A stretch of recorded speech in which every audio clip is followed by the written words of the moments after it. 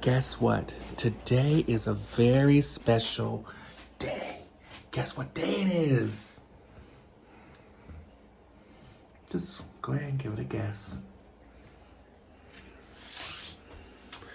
So for those who give up, they're like, I don't know. I have no idea. Well, today is... All right!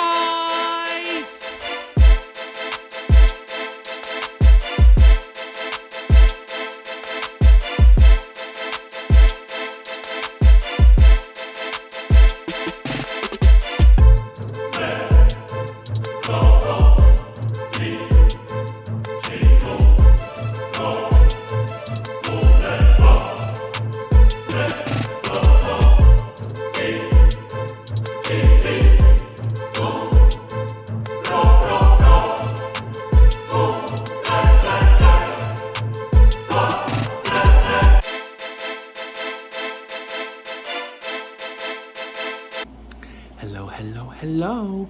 Welcome back. How's everyone doing? Well, I'm glad you're back because guess what? Today is a very special day. Guess what day it is? Just go ahead and give it a guess. So for those who give up, they're like, I don't know. I have no idea. Well, today is, most people would say today is my birthday. I would say it could be either that, or if I want to be more like Mariah Carey, it would be my anniversary. And so I guess I got a little bit of a head start with being acknowledged for my birthday because the night before, some very close people in the community acknowledged my birthday with a cake, and I was taken off guard. So taken off guard by it. It wasn't a surprise that I did not like. I loved it. So it was something I could, process and just take in and be like, okay. Because usually anyone who knows me personally knows me well, knows I don't like surprises at all. Unless it's on like court shows or something. I like those surprises. But, this one was lovely. It was great being among so many people who were there for that dinner last night. And I didn't capture it only because it was supposed to be like a safe space and a great gathering. And some people might not have felt comfortable with being videographed. And I just wanted to respect that. Plus, I didn't know what was happening. Until boom, it happened.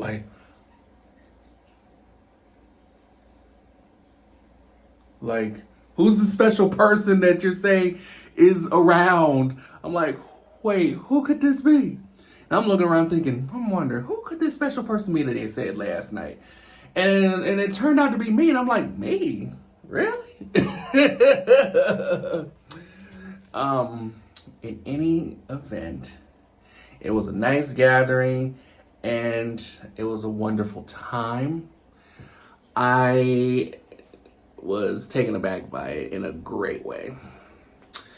But the good news to add to that is that today we have plans. One of those plans is what I usually do anyway. But the other thing is going to be especially lovely. So,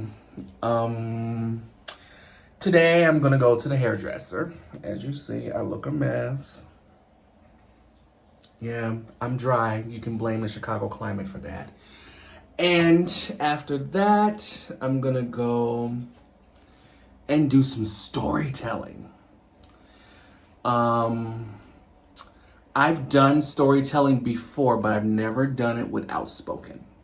This will be my first time doing storytelling with Outspoken. And I've always wanted to do it with them, but the timing wasn't right in the past. Pandemic didn't help, but the timing surely was not, right. And the stars were not aligned for it at the moment, but now it is. And so today you're going to see me do some storytelling. I really hope that you all enjoy this story because it's really going to come from a place of commemorating Elise and also getting more into the circuit of doing storytelling because what a lot of people don't understand, especially in Indigenous and Black communities, is that storytelling is for sure a dying art and it should not be. And the fact that many people don't tend to spend enough time with their children, grandchildren, great-grandchildren, siblings, spouses, enough to do a little bit of storytelling every now and then. Share about family history. Share about a story of how you met your best friend, how you met your spouse, or how your first or second child came into the world, or their first day of preschool, things like that. Those things mean a lot. They may be mundane to some people, but to someone like me, I love hearing those kinds of stories. I'm nosy, so I tend to love hearing those kinds of stories to begin with. And if you throw in a little bit of a cheating story,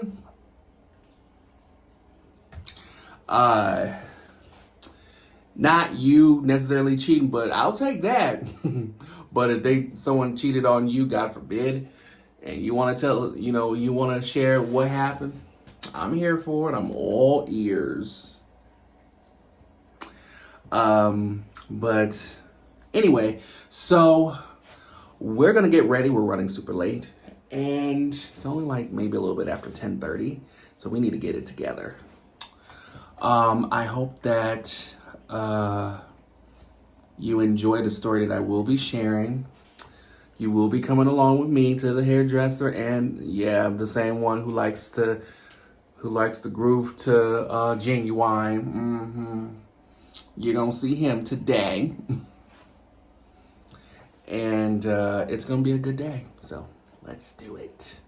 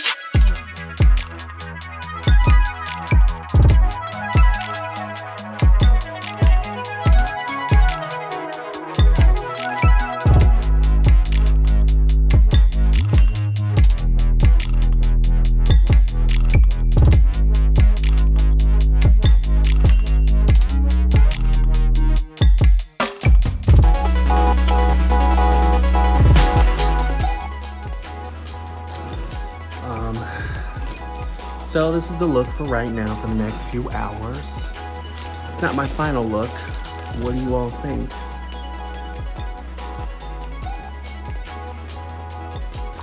So we're late. We're gonna go to the hairdresser and I'm taking you with me. So let's get going. We're late. Let's hit it.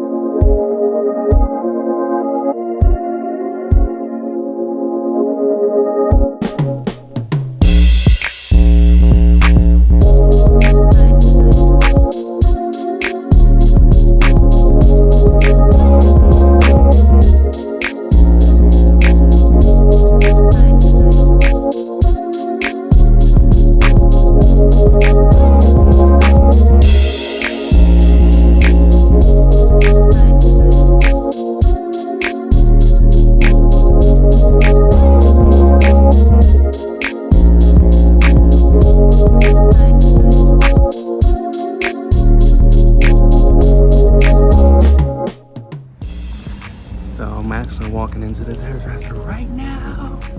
I'm very excited. So I really need it. For real, I really need it.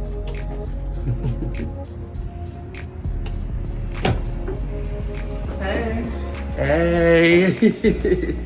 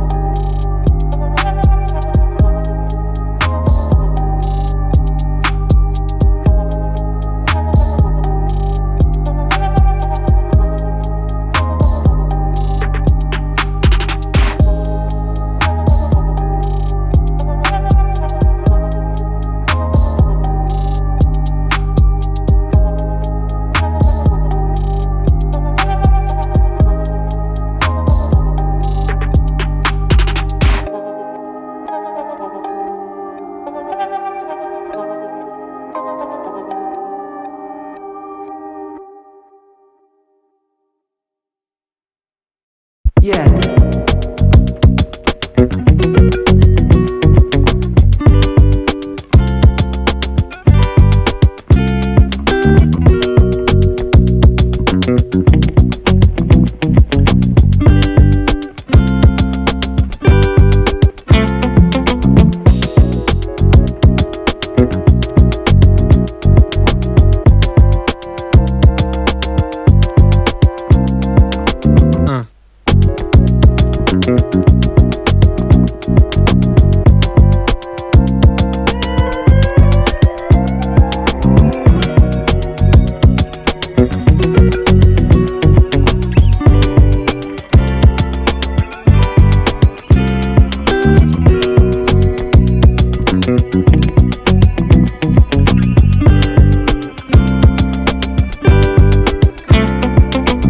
No.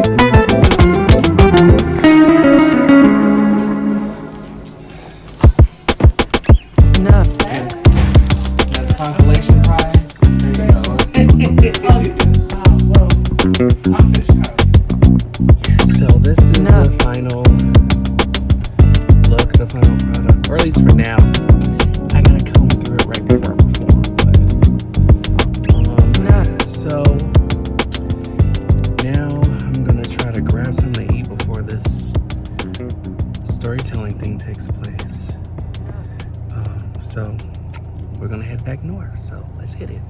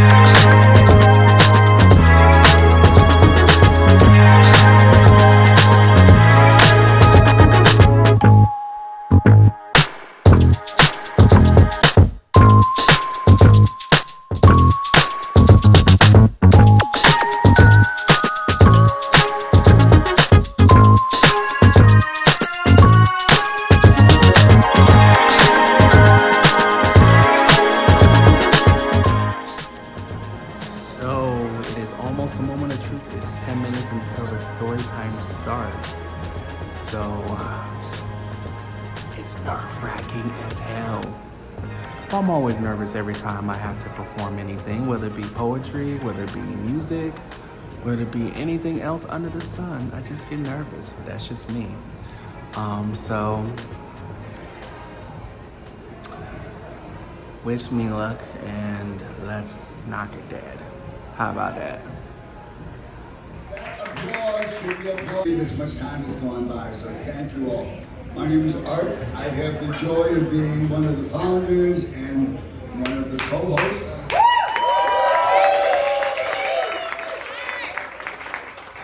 And next to me, the most amazing co-host. That's right,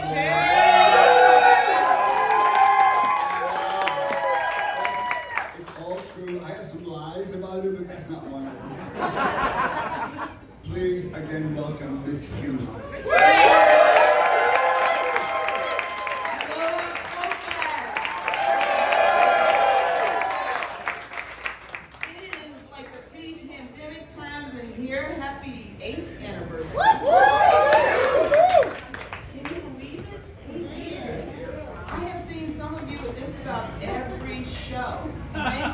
Thank you for coming. I always say this is the best storytelling audience in Chicago. Yeah, it is. Yes. You create community, real community, every time we have Outspoken. And you are so generous with the folks who come to the stage, sometimes speaking in public for the very first time. And you love them and love on them. I don't know what y'all do during intermission. That's none of my business. But they come back, so that's good, whatever it is. So thank you for being here. Who is at Outspoken for the first time? Virgin! I can tell you that you raised your hand. Instead of being rowdy, like, all right, where are my bets?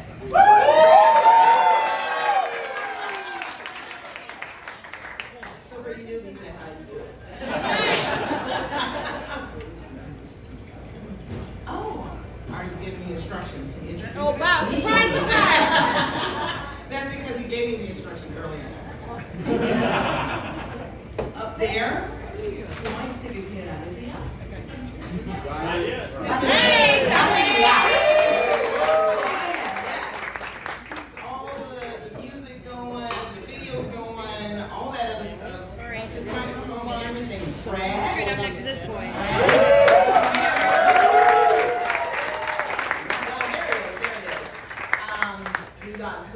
One of our curators. We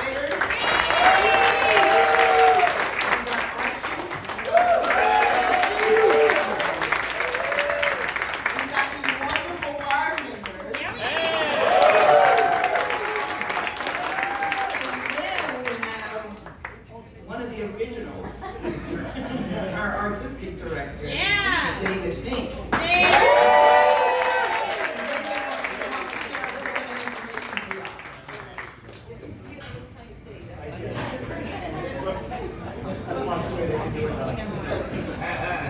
Thank you.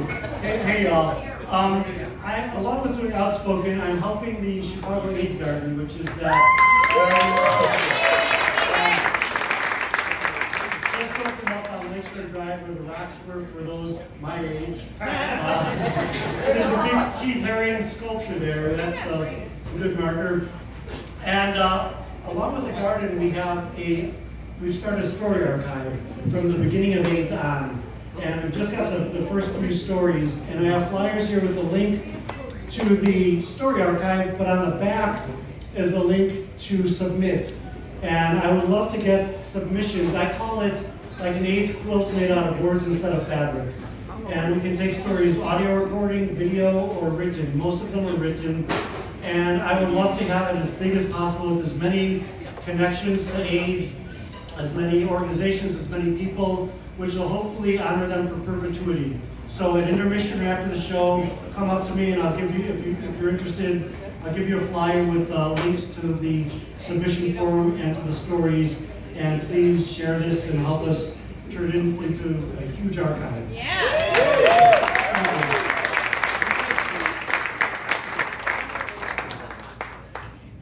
David, thank you. If we can get even a however many. No, turn it like this, child. There you go. Step right there. Yeah, like that. Hey. I'm sorry, I'm shooting content for my blog series on YouTube. Okay, so how's everyone doing? I'm nervous as hell, so you gotta excuse me. So, I'm nervous as hell. But believe it or not, but you remember when Kim and Art were doing like the fun fact stuff earlier? So I have a fun fact too. On August 2nd, we are also commemorating the birth of the Honorable Angelina Nordstrom.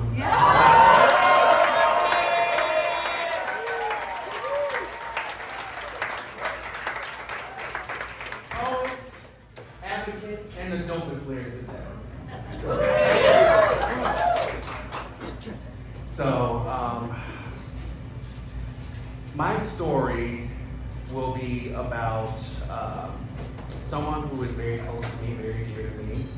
You might know them well, you might not know them well. For those of you who don't know them well, oh my goodness, you missed out. But for those of you who do, trust me, you're gonna love these stories I'm gonna share tonight. They're a little short stories. How do I know that I'm over 10 minutes, by the way? I will tell you. Oh, okay, well don't push me off the damn stage, okay? Because my legs aren't that good now. I can't, do like I used to. Okay, anyway, so this is about the late, great Elise Malary. Now, a lot of you know her, right? Yeah, so those of you who know her also knew that Elise was definitely my sister, my best friend, and I'm going to share some stories involving both of us, and just to keep her name alive, and hope that you all take some joy out of some of the antics that we've gotten into. So, we first met at After Hours at Howard Brown. Picture it, Chicago, 2015. I walk into After Hours, I don't recall if it's my first time or my third time, but imagine a young, indigenous black person with red hair, fiery red hair, walking into After Hours, not knowing a single soul other than Dr. Holberg and Kelly Shady. And not knowing who, to befriend or whether to even speak to anyone, because that's just not me. I'm not the one that's gonna make the first move anymore.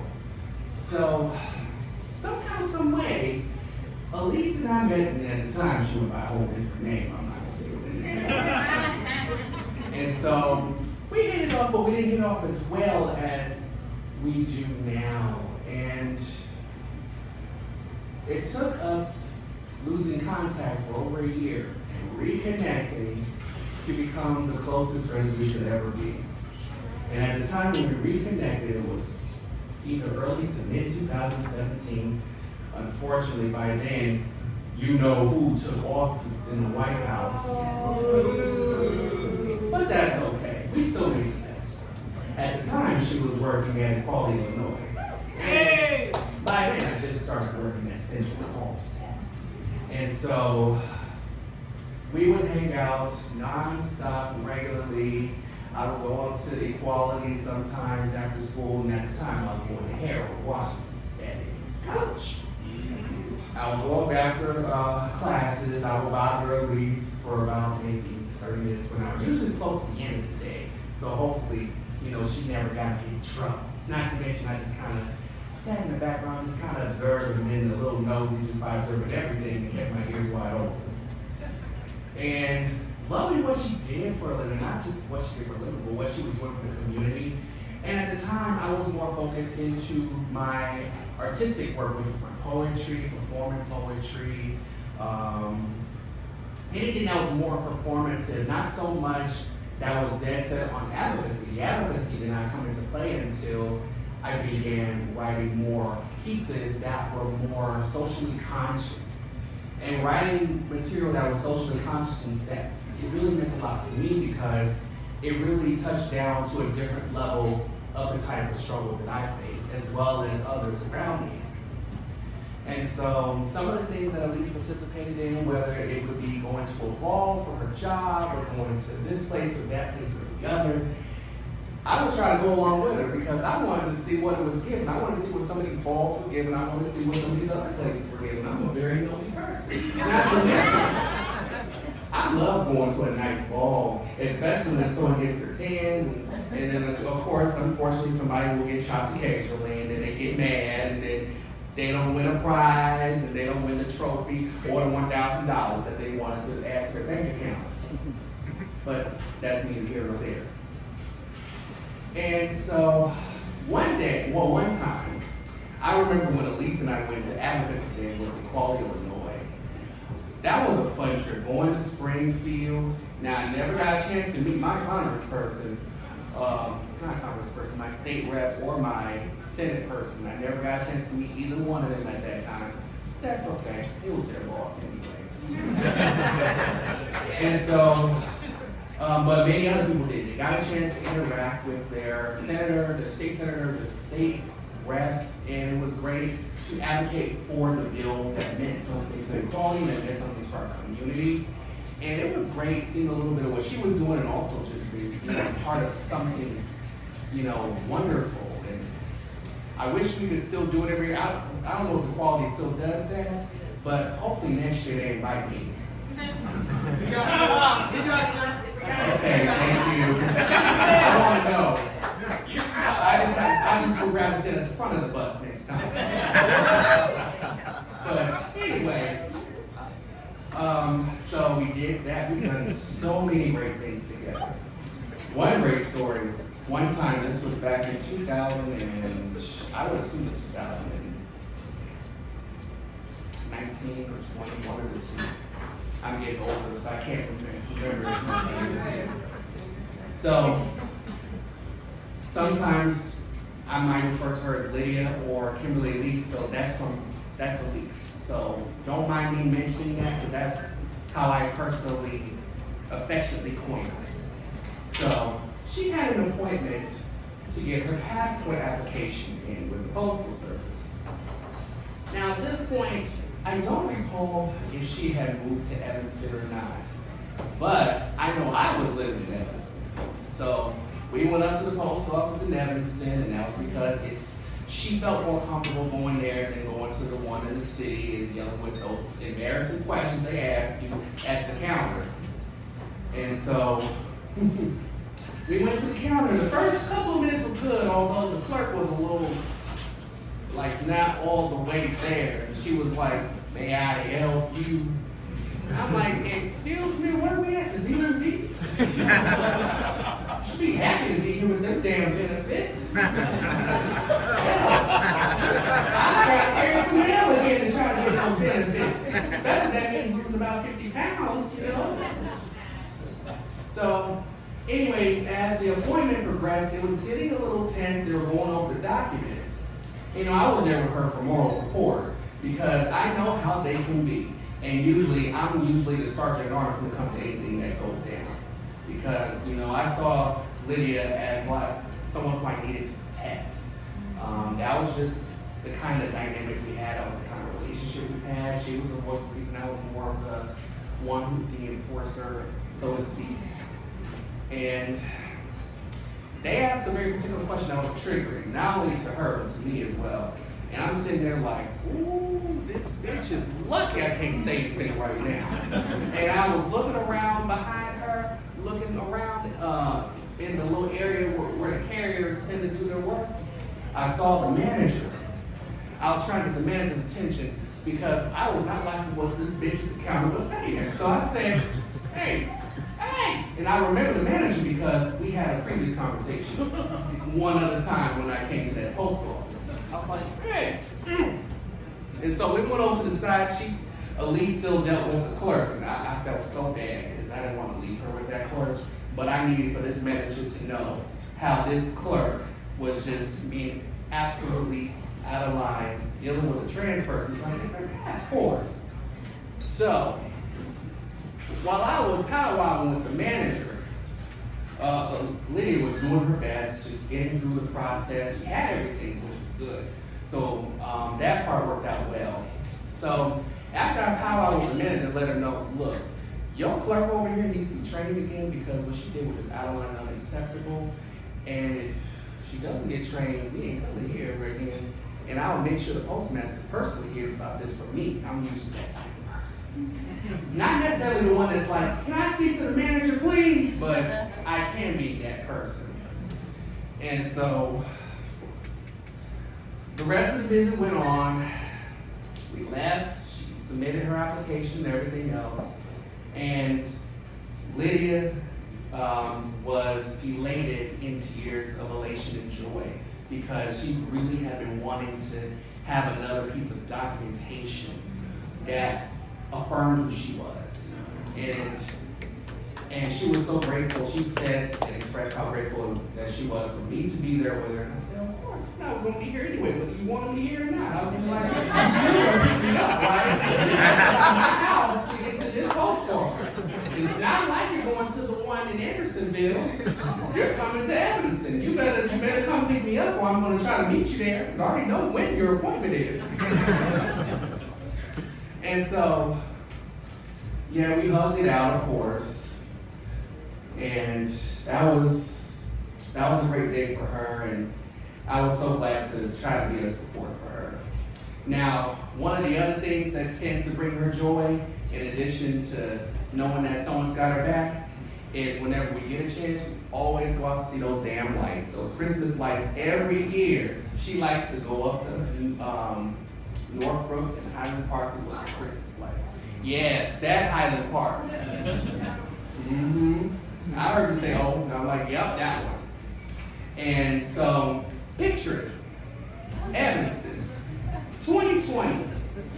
Elise and I had made some plans to go and look at some Christmas lights. We were actually going to go to Northbrook Court. And little did I know, since then, how mighty have fallen with that mall. It is just former glory. And that's a damn shame. So anyway, we went up there, we went through the little, they had a little obstacle course of lights. We went through that, it was great. I was the one that drove, so we had a wonderful time. I enjoyed it, I just didn't like we had to pay to go into that empty ass parking lot of the mall that barely anybody ever goes to. But afterwards, we went to Highland Park, and that's one of her favorite places. And one of the things I always did, I did that night too, but also do it every other time we hang out. I would create little snaps on Snapchat of our moments together. And I remember this one moment where she said she loved Highland Park, so of course we're going to go to Highland Park for a little bit. And before I continue the story, let's give some love to Highland Park.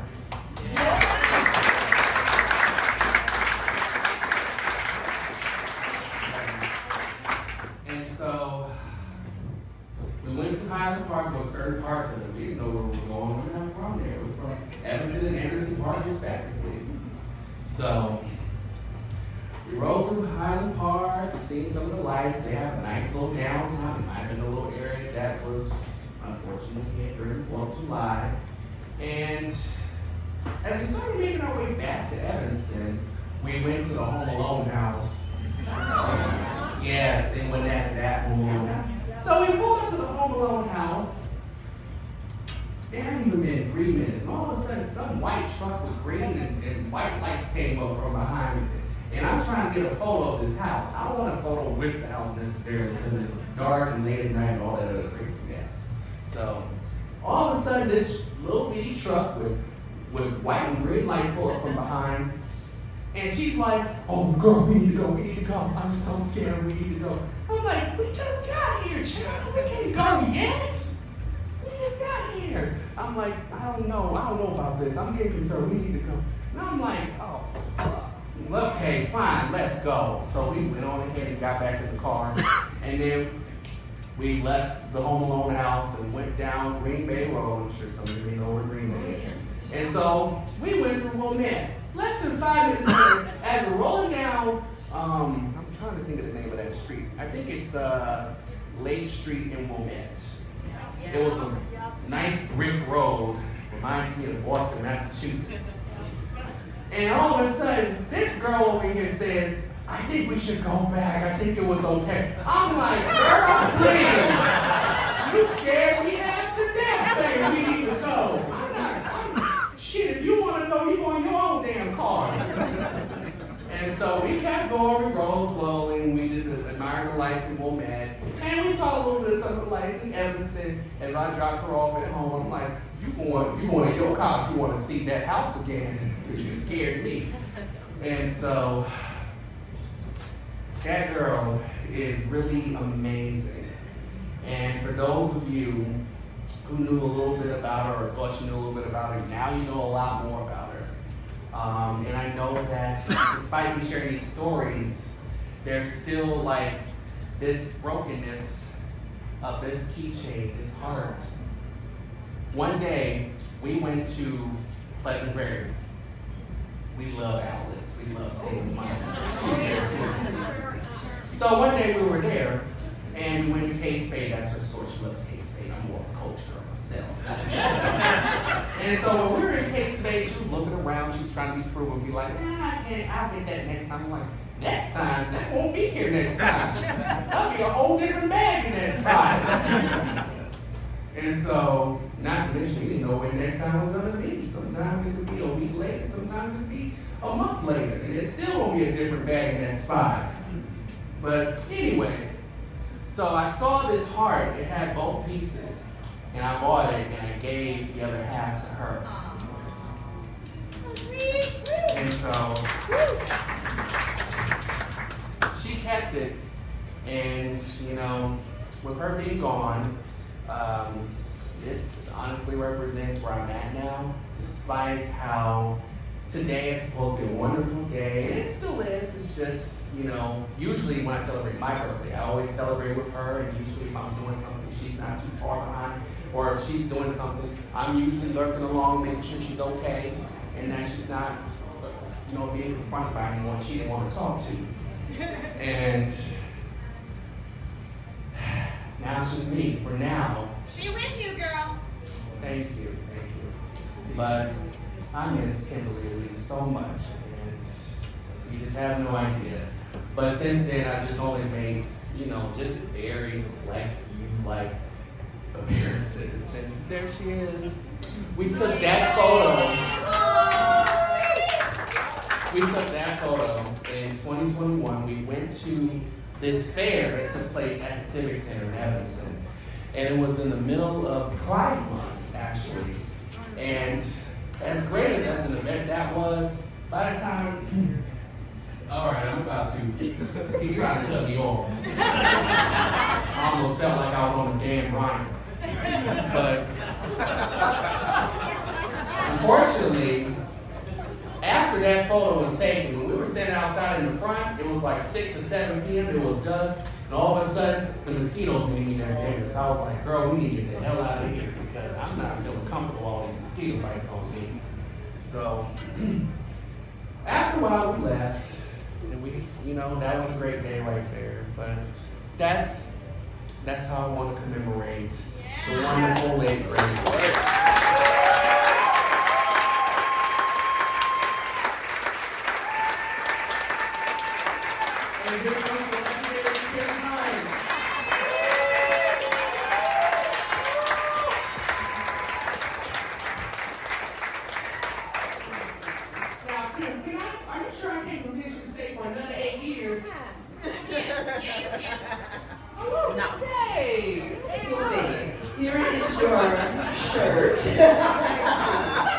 And thank you so much for giving us a little piece of Elise. Yeah, we all miss her so much. Thank you. Thank you. All right. Thank you. Ooh, and I'm right in front of the damn camera. It is now time for our third storyteller in the first half of the show, and I'm looking at his bio, and he's being very modest here. So we are at intermission. So there's going to be 3 more storytellers tonight, including the legendary Kim Hunt. So I'm looking forward to that. So, see you And that's a wrap for today. You pretty much saw how today went. Today went well, minus me not getting my story prepared like I wanted. But it was still prepared, well enough to where I was able to make an impact and to keep Elise's name alive and all of these good things. And I got a chance to show off my crown as well as the earrings that match. See that? It actually came with the crown. And yes, this is actually my real hair. It just really fell extremely fast because of how hot the venue was after I left the hairdresser. But in any event, thank you all so much for being here, and thank you all for bringing in my birthday with me. And this has been a surprising day. What you did not get to see was I did hang out with one of the girls who came out to support some of us. We had drinks. Well, she had drinks, and I just had a drink because I knew I was driving home and I was tired. And just took in the atmosphere at Sidetrack. It was a good atmosphere. I left a little, I left around midnight because I was just ready to get home. And so got here I am. I'm still wearing the crown, the Empress crown, because I'm more than just the queen, I'm the Empress. But I'm also wanting to just kind of debrief with you all of what happened. Trip to the stylist went well. Storytelling event went really well. Stayed out much longer than I expected. I'm surprised my face didn't get 100% messed up from being in the bowl, being in the shampoo bowl at the salon. And I'm grateful. I'm very grateful.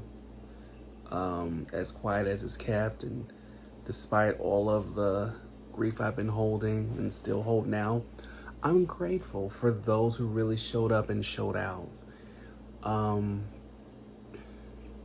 I just hope I can have something like this for years to come. Hopefully next year will be better. The year after that can be better than that. And I can see it happening. And I'm so glad I got to wear my necklace too. It's like my favorite necklace.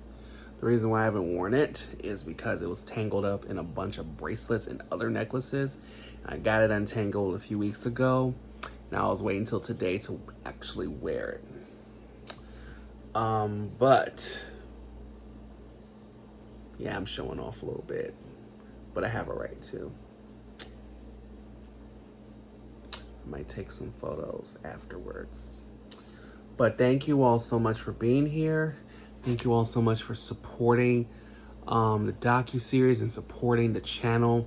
Again, if you have not already, be sure to smash the like button for this episode. Don't forget to subscribe to the channel, please. Subscribe to the channel. I don't want you to miss a single thing that I upload. And then, of course, leave a comment. Let me know what you think of it. Let me know some of your favorite parts of this episode. And share it out with your friends, your relatives, your hairdresser, your favorite drag queen, your favorite storyteller, also known in certain African communities as a griot, who's more like a historian of sorts, of like family facts and family history. So share this for sure. So I look forward to seeing all of you in the next episode. Be good, and I look forward to seeing you then. Till next time. Let's go home.